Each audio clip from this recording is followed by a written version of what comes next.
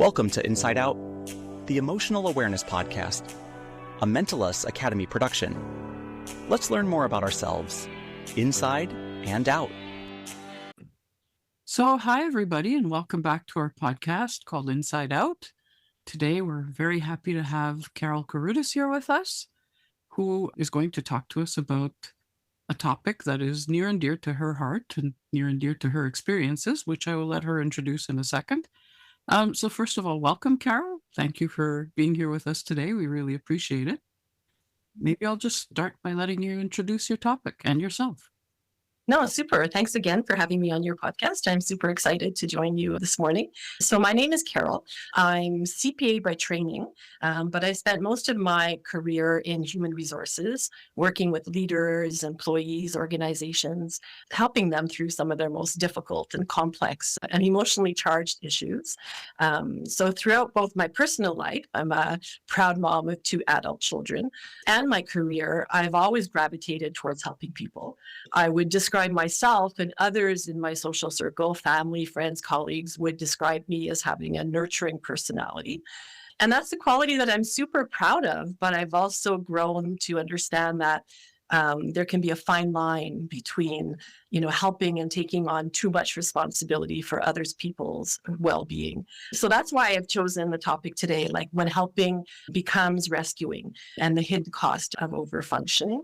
It's a topic near and dear to my heart, especially as an HR professional, as we deal with some pretty deep and complex and emotionally charged issues on a day-to-day basis for long periods of time. And we need to, help manage that for others, but manage it for ourselves at the same time. So certainly that's why the topic resonates with me. So maybe we can start there. I said it's a fine line. I'm certainly not an expert. It's just something that I've learned to understand.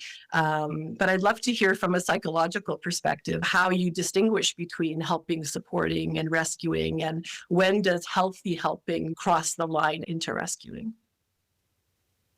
So certainly I would start by saying that, yes, it's a topic that is very relevant to what Nadzin and I do as well. So as psychotherapists, we have to be very vigilant of exactly that. And that's part of our training as well, is how to be able to tell the difference.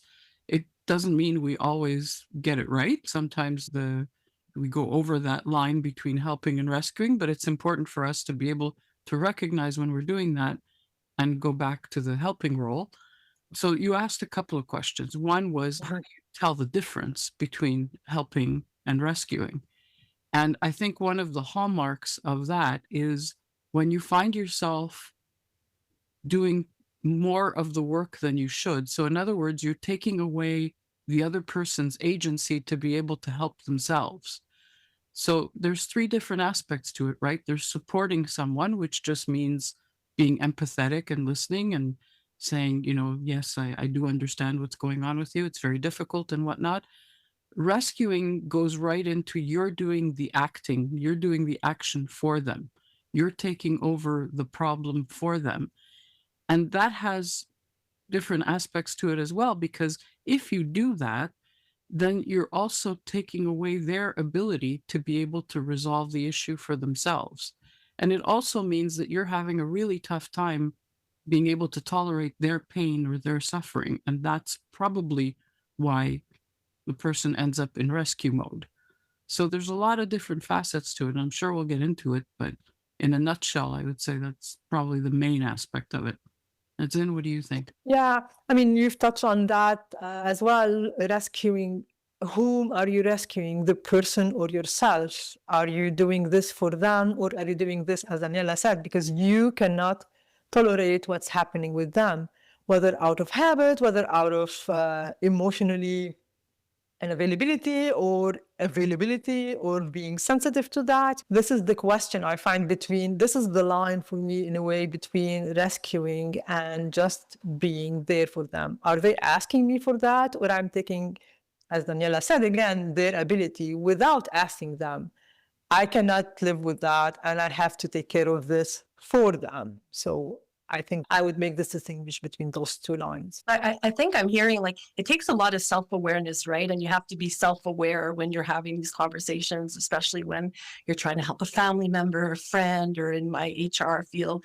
But, you said some things that made me think that It's also like when we gravitate towards helping and we're natural helpers, we like to fix things. It's also become part of our own being. So sometimes you almost wonder, are you helping to help, or it's also because it's the self-worth that it brings yourself and the feeling of need. You feel needed, you feel good. Rescuing in the short term sometimes feels good, even though it's really not what you should be doing. It is quite natural to feel this, to feel needed, to feel beneficial for someone, you see, but that doesn't necessarily mean rescuing. There is a difference between I can help you, I can be there for you, and that can feel good, but not taking the ability of you doing things or not assuming that, no, this comes from my need to take care of things. Daniela, you're about to say something and I cut you. No, actually, it was along the same lines. It's the idea of taking over, being there and helping someone. Sometimes just your presence is enough. Like, it doesn't have to be you solving the problem for them. If, on the other hand, you're feeling compelled to solve the problem for them, now you're in the doing part, and you have to kind of ask yourself, well, what's motivating that? Yeah, it could very well be that it just makes me feel good to help someone. But if you're taking over whatever situation they're in, and believe me, there are many people who seemingly want you to do that, so it's easy to slip into that role. If the other person appears helpless, it's very easy for someone else to say, well, then I'll step in and do it for them. But at the end of the day, you have to ask yourself, is that really helping? Is rescuing really helping? There's another element that we haven't gotten into yet, but it's the element of guilt, which is, I can do this. They seemingly can't. Therefore, I am obliged to do this. Like, I have to, because I feel obliged. yes, exactly. No, so true. And I think if I relate it more to my work experience, you're not dealing with one that is probably very similar to your own practices. Like, you're not dealing with one client, one employee at a time. In a cumulative day, you're dealing with many, many things that are very taxing and emotionally charging. And it's to remember all those, what you're supposed to be doing at every single conversation. So by the end of the day, sometimes it takes away all your energy, and it's constant reminders that, you don't need to solve everything. You're there to lend support. So I guess one question I would have is, like, what are some of the strategies to ensure that you're getting ample recovery and that you're focusing on that self-awareness that you should be helping and supporting as opposed to fixing? Now, then I'll let you go on that one. I was going to pick up on self-awareness, and you brought it back. This is key. And as much as we say it's key, it's very hard to have, because in the moment we are kind of, we feel ourselves slipping.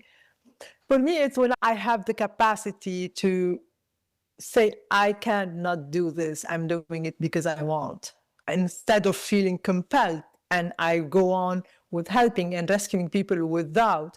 I know it's, oh yeah, do I want to do this? Yes, I want to do this. So, okay, let's put on the effort, versus like, yeah, I don't want to do this, but I don't feel that I can not do it. So I feel obliged, as Daniela said, guilty. It's from my education, culture, whatever. We feel kind of obliged to do those. Guilt is an interesting one because as HR, we're consultants to the business. So we often assess the risk of a situation, and we give recommendations for the business to act upon. But ultimately, the decision remains with them. And sometimes they take decisions that go against our own value system or is not what we would have done, but we still have to execute on what we're being asked of as HR. And those are moments I find in my career, you're terminating someone maybe that you don't think was the right person we should be terminating, but you have to do it anyway, where that guilt erodes your wellness inside yourself for sure. It's actually a very difficult position to be in when you're in an HR role like that, because it basically means you have all the emotional responsibility in that moment and none of the control, or very little. There's a decision that's come down that says this entire department's going to be terminated. You don't necessarily feel that way, or you don't think that's the right decision, or you feel a sense of loyalty to people that have been there, not to mention that these are people you work with. These are people you may have had lunch with, and now you have to terminate them. So it's actually extremely stressful. It's probably one of the most stressful things to go through is this idea that I have all the responsibility, the emotional responsibility now for this part of the process, but I have no control over it. And so that's where the guilt kicks in. It's like, now what do I do? And the rescue kicks in, right? Yep. Yeah. And no matter how much I've done that, I'm a seasoned, I'm nearing the end of my career. I'm not at the beginning. It doesn't get easier. Like nights before I have to terminate people, especially in like a mass layoff situation, like I'm not sleeping well, I'm super anxious. And sometimes the people who pay the price are the people around me because I just need to like tune off and be in my own bubble. So what would you say, given how difficult the situation is for HR to be in those predicaments, what are some of the strategies to help us cope through that balancing within ourselves? Well, you see, I want to say that it's healthy what you're experiencing. You're human. What you're experiencing, something important is going to happen. So to be anxious about it, to not to be able to kind of, if it affects you a couple of days before, I find this very healthy response to start with. Daniela? Yeah, I was going to say, like, that's part of the human function of what you do. Like HR, human relations, human resources, the human relations part, the human part is what you're feeling. Now, there's a difference between feeling it and letting it overwhelm you. And I think actually part of not letting it overwhelm you is to actually recognize it and be empathetic towards yourself, that it's not like you're supposed to be stronger about the whole thing or not feeling these things. You're feeling them for a reason. Now, if you're finding that this is on a daily basis disturbing your sleep, your well-being and whatnot, then there's probably something else going on with you, which is that rescuer syndrome, where you feel that it's your job not just to do this well, but also to, and I've seen this actually before, where the person feels now responsible not just for delivering the bad news, but then making sure that the person is okay thereafter, going so far as to try to find them another job or checking in on them thereafter and whatnot. And that's where you start to notice, like, okay, this is excessive. I've done my job. I've done it to the best of my ability. It was bad news. I did have to deliver it, but now I have to allow myself the grace. Yeah, grace is probably a good word for it, to just say, okay, like I need to move on from this. Does that make sense, Nathan? And I pick up on strategy because you've asked that a couple of times now. So acknowledging what you're going through as being part of the human part is one strategy, instead of fighting with yourself. Why am I doing this? Now, as Daniela said, allowing yourself to acknowledge that and to cope emotionally with it so you are available for other things in your life, so it doesn't take all the space, that's also a strategy to cope with it. Being able to acknowledge the emotions that come in, the sadness maybe, the guilt, the anger, the helplessness, all of this. And then being able to, this is what's happening, this is what I'm living. Yet I have my family, I have to take care of that. And as Daniela said, how to be able to acknowledge that helps us often not to fall into the rescue mode. Yeah, no, that makes sense. It's easier said than done. Of course. Like everything. And I guess, you started, Danielle, at the beginning, and you talked about how HR may be similar to your roles because we're like in that helping capacity, but you talked about how you're trained. But often as an HR professional, there isn't all that much training there. And I think since the pandemic, there's more of a focus on mental health training and not just for employees and leaders and managers, but also for HR professionals who are facing these situations every day that are not necessarily like trained experts in all of these difficult cases that we may deal with in an employee relations perspective on a day-to-day basis. Back in the day, I think that there was a real distinction between work life and the rest of your life. There was this sort of unwritten rule that you don't bring your emotions, you don't bring the rest of your life into work. I think with time, what's happened is that everybody's realized that you can't split a human being into two, into their business side and their personal side. Along with that, it's become more acceptable in the workplace to talk about those things. So as a result, HR professionals such as yourself are being faced with a lot more a mix of personal and professional when you're dealing with the employees that you're dealing with. And yes, a lot of the training has really been much more on the business side and very little, if any, even from my own experience on the business side, very little, if any, on the human side, on the emotional side, which is actually why Nedzin and I started our courses at Mentalist Academy. Was the idea behind that was exactly that, to be able to teach emotional health and awareness to people who are in a helping relationship, but who have never had that kind of training before. That was exactly what motivated it, exactly what you just said, because there is a lack. Yeah, there is a lack. I mean, I think the profession has gotten better at it. There's better recognition of it, but there's still a long way on the continuum to go, I think. Certainly where I work, like there was mental health training that you delivered. And we tried to, HR can't be the go-to person. Like when you're working in an organization where there's like 6,000 plus employees, you need to equip other people who are frontline dealing with people on a day-to-day basis that can really better perceive that something's going on, right? Before it even gets to HR. But still, I think there's still a void when it comes to actually offering training and things for HR. Because another interesting thing about HR is that often the things we deal with are very confidential. So you know what, we can't really openly talk about it. And even sometimes with our own family and friends, if the company's going through a restructuring or a reorganization. So that's, I've always found hard, because an outlet is sometimes being able to talk about it and relieve yourself of that stress. But sometimes you're really limited in your ability to do that as well. So what can be done in those situations where you feel like you're alone in your world with some hard news? It's very difficult, especially when you're personally put in that position. I mean, it's one thing if your department knows something that's happening, at least you can debrief with each other. But if it's just you who's tasked with that information, then that is very difficult. I remember way back in my career, I lived through a buyout, and I was one of the few people who knew about the buyout coming, which would have meant that basically the company would have been gutted. And we had to live with that for 6 months. And it was absolutely horrible to have to go in every day and face everybody and know that you had this terrible secret that you couldn't tell anybody, and you couldn't tell anybody outside work either. But at the time, at least amongst the few of us who did know, I remember we used to sit down with each other quite a bit and just say, like, this is horrible. I'm having a really tough time with this. And the other person would say, so am I. And that was somehow helpful. But if it's just you, that's a tough one to have to carry.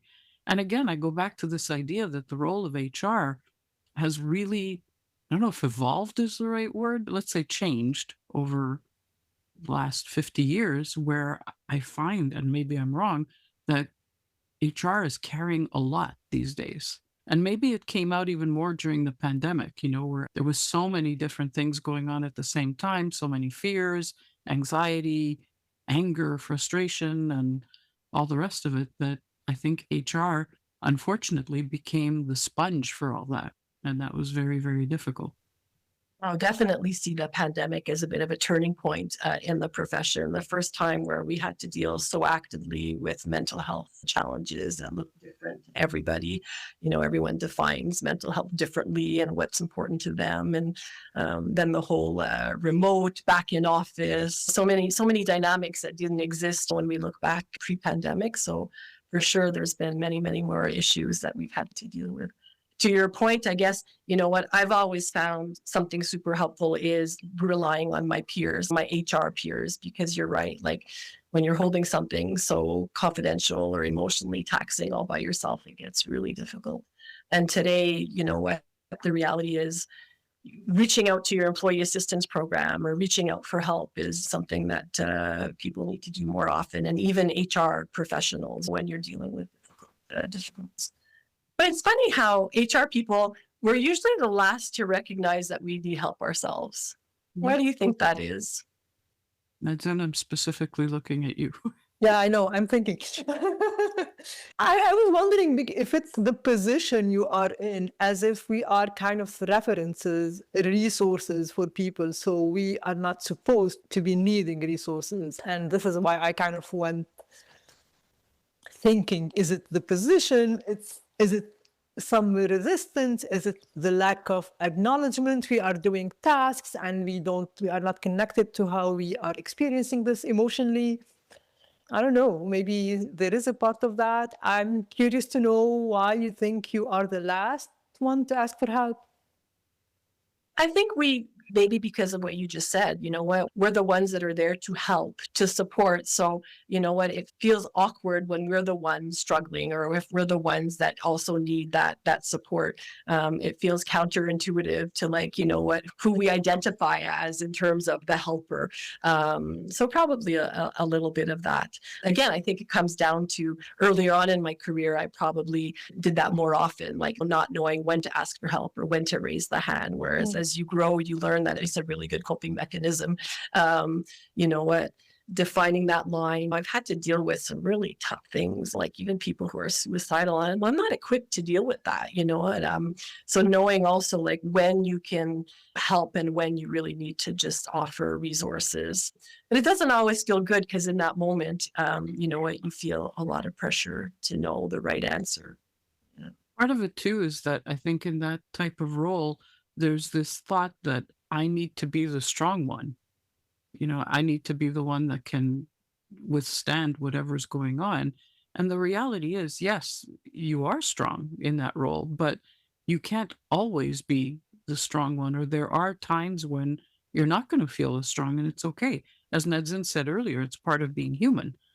You also have a personal life too, with things happening and all kinds of things going on in your life as an HR professional. And like it or not, that draws some of that strength too. And you need your strength for other things too. So I think that asking for help, people often see that as a weakness or a failure on their part, but it's not. It's being able to recognize it and seeking out help is actually a strength. It means that you have that self awareness and you're aware of your own limits. It's not just being self aware, it's just saying, I can tell when I've reached the end of my rope, or I've not even the end. You don't want to get to the end, but you know, I can feel that I've overextended myself now and I need the help. There's also things that can happen, like you mentioned, you know, suicidality or other things.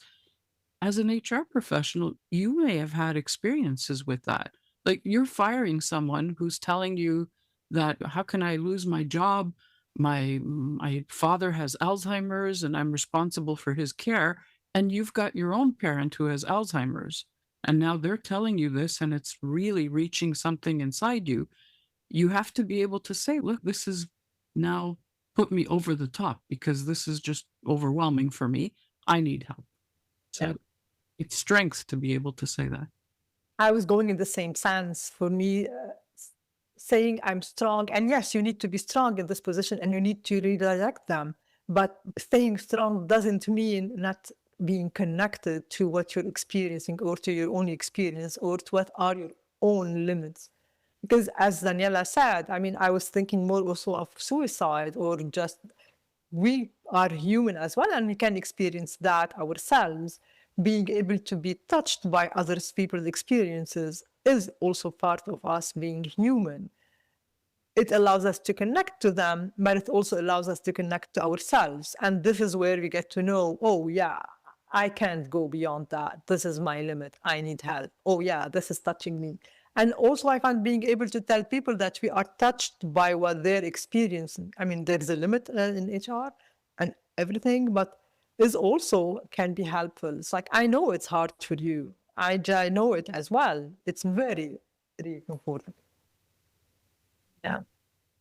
You're touching on something, you know, it's even harder, I find, when you're in this type of role and you are dealing with something difficult in your own personal life, because you bring, you know, you can't dissect yourself into two different people. So you bring that bring that to work. And something I've experienced is when I was dealing with something that was quite traumatic in my family life, dealing with some trivial, because everyone's HR issue is their own HR issue and it's super important to them. But your assessment of it is this is so trivial compared to what I've just lived. So try not to bring that judgment to a conversation when, you know what, you're experiencing something behind the scenes that is hard to cope with as well. So I've definitely experienced that. Hey everyone, we hope you are enjoying this podcast. Want to find out more about this topic and much more? Check out our courses at Mentalist Academy. Find out more at www.mentalistacademy.com. And now, back to our podcast. So what about compassion fatigue? When you're doing this relentlessly, some people say, oh, you know, I can become numb to it all after a while. Like, what is the psychology behind compassion fatigue? You see, this is what I was talking about a little bit earlier about being able to stay connected without being numb. Numb is a protective mechanism. It's a strategy we have because our nervous system feels that my limits are reached. I cannot take anymore. So we kind of poof, switch off and disconnect. So in that sense, emotional fatigue, compassion fatigue also can happen a lot. And it takes, again, a big amount of awareness from our end to be able to compensate from the other way, from other aspects of our life. So it doesn't take over. You see, it's like you need an equilibrium somehow, or what's coming out from work is negative energy, is taking things away from you, and you need other things from your life to give back so you can manage to stay connected. Sometimes the equilibrium kind of balances differently, but we need to have this. We need also to know when this compassion fatigue has gone so far that we need to stop and pull down so it doesn't go far again. I have in mind people who were on sick leave, burnout from emotional fatigue, and how heavy it can be on them to pick up after they kind of pushed for so long, you see, because they didn't stop at a certain period. They kind of knew it, they felt it, but no, I have to keep going. And then it takes up way much energy to pick up. Daniela? I was going to say that compassion fatigue, first of all, it's definitely real and it happens in many helping professions. Like the one you'd think of typically is nursing. You know, nursing is the one that's always top of mind when you talk about compassion fatigue, but definitely in an HR role, in any helping role, in our roles as psychotherapists for sure, and you have to be aware of it. The problem is that it can creep up. It's a lobster in boiling water. Like you don't really recognize that the temperature is going up and up and up until you find yourself completely burnt out. So it's something to be aware of. And when you're talking about it in a corporate context, like in an HR role, even if you do notice it, sometimes it's really hard to do anything about it because, you know, if you're functioning solo in that role, for example, what are you going to do? Say, I'm sorry, I can't do half my workload. There's nobody else to pick up the slack. So there is this tendency, especially if you're really in a helper role and an intrinsic helper yourself, to say, no, I just have to push on. I have to do this. I have to try harder. And then at a certain point, like Nedzin said, it's like a switch goes off and you become numb as a protective mechanism when your body's trying to tell you, this is too much, and you keep going. Its only recourse is then to turn off. And now you find yourself switching from being somebody who is caring and empathetic to just not feeling any of that anymore. And it's scary. It's like, what happened to me? What happened to the person I was, you know? So there too is to recognize it before it gets to that point and to really, now we're getting into, Nadine and I have a favorite subject, which is boundaries. So we're getting into the realm of boundaries to be able to set those boundaries to say, no, you know what? I'm not pushing myself any further than this. It's interesting because I've often heard colleagues say, like, can we really be HR and have boundaries? You know, which opens that whole discussion on boundaries, right? We're supposed to be very available and accessible. So what do proper boundaries look like in our profession? Well, I think that when it gets to the point where it starts to affect you, like my favorite analogy is being on a plane. You're on a plane with a child, they always tell you in the first announcements, if there's depressurization and a mask comes down, make sure you put your mask on first. It sounds really counterintuitive. It's like, what do you mean, put my mask on first? Then my kid can't breathe anymore. But if you put the child's mask on first and you pass out, you're completely useless to them from that point onward. It's the same principle here is, yes, you may be pushed to not have boundaries, as you said, or to be accessible at all times and to all those things. But if there's no you left, then what's the point? You can't help anybody anymore. You're not necessarily going to be encouraged to put boundaries. That's the thing. No one's going to tell you, you should really have more boundaries, but as a means of self-preservation, you kind of have to.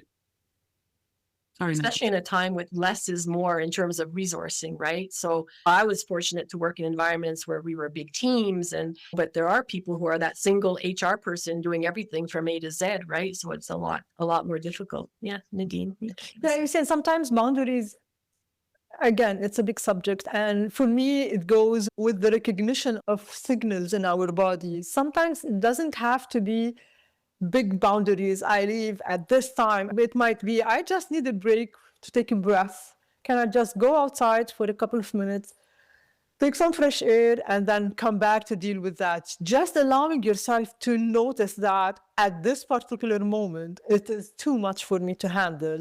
But if I push through, I can, but it would be more beneficial for everyone for me to go out, take fresh air, and then come back. Sometimes it's small things when you find yourself, it's normal if you had a big day to take things with you home, but if you go back home every day with taking your job with you, those are big signals. Yeah, I'm bringing everything with me. Where do I need to stop? What can I do to help myself with that? So for me, it's also those small signals we can have and see to recognize, maybe I should give myself some buffer in a different way of saying boundaries. They don't have to be rigid, what I'm trying to say. They can just be flexible in terms of what do I need now to be able to stay in this thing I'm doing. Because at the end of the day, as Nadzim just pointed out, if you don't set those boundaries for yourself, your body will do it for you. Yes. So either in the form of becoming numb, but if you keep going even past that point, something will break. And then not only will you not be able to help anybody else, but you won't be able to help yourself either, because we can only take so much. So this notion maybe in the corporate world that you just keep pushing through and you have to be accessible to everybody and you have to do everything, not only is it unrealistic, but at the end of the day, you end up paying the ultimate price. It's also unhealthy. So how because you face the same thing in your day-to-day lives. So how do you not, because one of the things I always found difficult is not turning off the computer at the end of my day's over, whether it was a long day or short day, but knowing like all the stories that you've heard all day and that this person is struggling and that tomorrow you need to maybe terminate someone or someone's having really big mental health. Like, how do you not take that home? It's easier said than done. How do you not let your mind, because sometimes even subconsciously you're doing it, you're waking up in the middle of the night dreaming of it. You didn't go to bed thinking of it, but you still woke up in the night dreaming of it because it's still on your mind. So any advice on that? I agree with you. Even if it's on subconscious, it means that it's waiting on you, and it's important whether the consequences, how to do it when I feel okay. I find COVID didn't help in that sense because transition is a good thing to do. When we used to go home from work to home, this is a place where our brain has the capacity to process things and to differentiate, I'm going from one setting to another. It's even harder when we are just sitting in front of our computer. I close my computer and I have to disconnect and then move. I'm still in the physical space. It's still haunting. So I find it, yes, it is hard. So I find transitions, and we were discussing the other day with some colleagues how going away from one place to another is a way to process things. Daniela? Yeah, and I would say the other thing too, at least in my experience, is to be able to understand that you have a limited amount of time with this person. whoever it is that you're dealing with in the moment. And you can only do what you can do in that moment. And you can help them as much as you can in that moment, but then the rest of their lives, the other 23 hours in a day, is theirs to live. And you can't be there 24/7 with them to guide them or help them or whatnot. There's also, in what I do and the way I function, is to have really a deep sense of faith that the other person will be able Mm, to take what you've given them and work with it, and have mhm, faith that they have the inner resources that they need to be able to work with that and on themselves. The mere fact that they're either talking about it or asking for help shows that they do have some inner knowledge and awareness of what's going on with them, and you can only help them as much as you can help them. So that to me is a way to be able to balance that out and say, okay, well, in that hour or whatever amount of time that I was with them, I did my best to try and help them as much as I can. Now the rest is up to them. It does two things. I mean, it does provide that sense of boundary for me, but it also, I think, if that's how you're truly feeling inside, and we go back to the idea of rescuing, because if you feel that you have to rescue, then it means you're not feeling that way about them.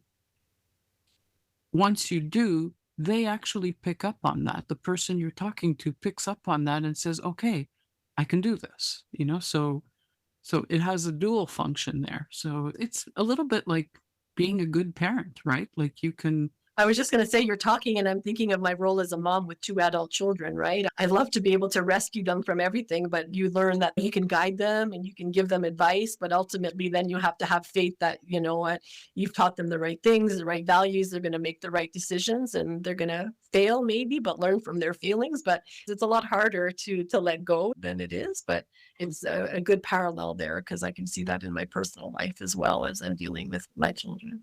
And just to comment on Nadine, what you said, it's funny because after the pandemic, when we were able to go back into the office, I did find that was a good strategy sometimes, because when you're actually like leaving the office, it felt more my day was done. But I can even the walk back to the REM, or well, it was just my own space to think and breathe. And then when I got home, it was easier. That transition was easier than just click the button on the computer and walk out of the office at home. Yeah.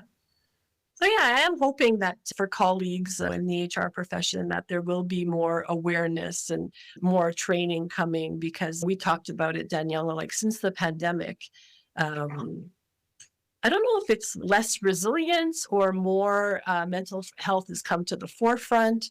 People are more willing to talk about it, to express it, even in a workplace environment. But I also feel that the pandemic has made people a little bit less resilient, like vulnerable. And the two combined, what make it that the HRs are shouldering a lot more than we did in the past, and feeling that we could use some more training at times to be able to deal with some of these very sensitive issues that come across our plate. I was going to say, we felt it too. I think, like you and I have discussed it, Nedzin, that there is this sort of since the pandemic, and I'm not sure if it was the pandemic, if it was it was already brewing even before that, or what's going on. mm, But the pandemic was a turning point. It's like we said earlier, like their resources have been depleted, their inner resources have been depleted. And even though everybody thought, well, okay, when the pandemic is over and everybody can go out again and do things again, that it will go away, it's like it hasn't. It's left a trauma trace there of some sort that people are still having a rough time dealing with. Yeah, I was about to say that. I mean, I guess it was discussed it as well, Daniela and I.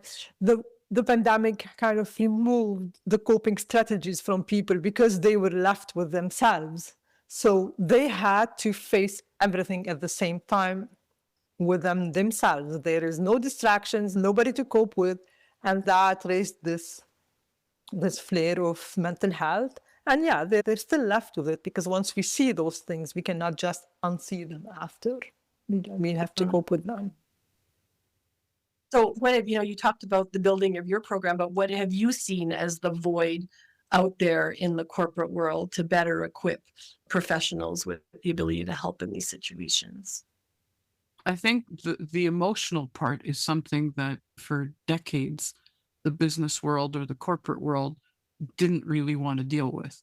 One of the reasons I went from the coaching side of things to actually becoming a psychotherapist was for that very reason, because you can't split a human being in two and say, well, this is their business half and that's their personal half. And as a matter of fact, when I was doing strictly coaching, I saw that I was not equipped to handle inevitably what would come out of those conversations, which was, oh, we're talking about my difficulties at work.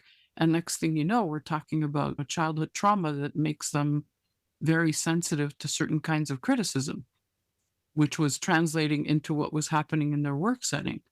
So it's not that the idea is to take everybody in a corporate world or in the HR function and turn them into therapists, but it's more of a question of letting them understand what some of the underlying emotional health issues are so that they can manage the situation better with greater sensitivity to that. And hopefully, even knowing where the line is of, okay, this is how much I can help. And beyond that, the person needs more help from a qualified professional, for example. So that exactly what you said earlier, the person doesn't get stuck in a role of rescuer and feels like I have to do it all. I have to be HR professional, nurse, therapist, all these things to this person, which then causes the HR professional to burn out.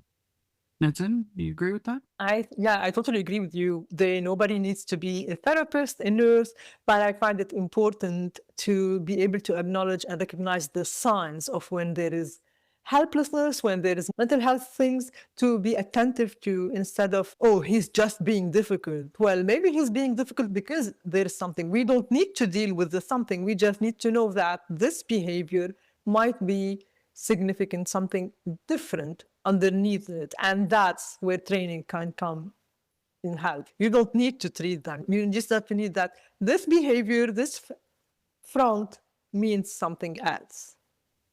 Yeah, that's so true. Like in performance management discussions, when someone has always performed and all of a sudden you have the manager in front of you saying like, oh, he's showing up late all the time. All of a sudden output has decreased. And as HR, it seems like such an easy first question. It's like, have you asked if there's anything else undercurrents going on in their life? But that comes natural to us, but it doesn't come natural to those that are seeing this individual on a day-to-day basis, right? So, we talked about training HR, but it's really like frontline supervisors and managers that need to have better perception and awareness to these things, because I've always been a big believer that prevention is better than I don't know how many conversations I had with the managers, like that person seems super fatigued, give them a few days off. If you don't give them a few days off, they're going to be gone for 3-6 months. But it's all about like awareness, I think, and recognizing. But I feel people, like those of us in HR, we're in that profession for a reason. You guys, you're natural helpers. But some people really shy away from that. They're not comfortable with that. They don't want to get engaged in any type of conversation about emotion, right? So that's always going to be the obstacle, I feel, a little bit. I apologize, this is going to sound a bit like self-promotion here, but Nadine and I went through the same thought process when we created our courses, because we created one aspect which was really for people in the helping professions. And then we came to the same conclusion as you, Carol, which is that there's a whole other segment, the corporate side, that is not about HR people, but about the managers, about the people in positions of power and authority, and the people who manage people who don't have that side to their personality at all. Like they were promoted because they're really good at what they do, but no one ever said, well, hold on a second, but how are they at managing people? And in fact, they want to avoid the people aspect as much as possible. So what happens with that, right? So I think that's where that side of the training that we've developed, but just in general, forget about what we do, just as a whole, there's a whole aspect there of getting people to be less afraid of that side of things, of the emotional side. And part of that is just demystifying it and saying like, look, it's not, going into the emotional side of people is not dangerous. In fact, it can open up closed conversations. It can help teams work better together. I'm thinking specifically of even professions that are known to be very technical, engineering or all kinds of professions like that are known to be very technical and very task oriented and not very people oriented. Well, guess what? You have to work in teams and you have to work together.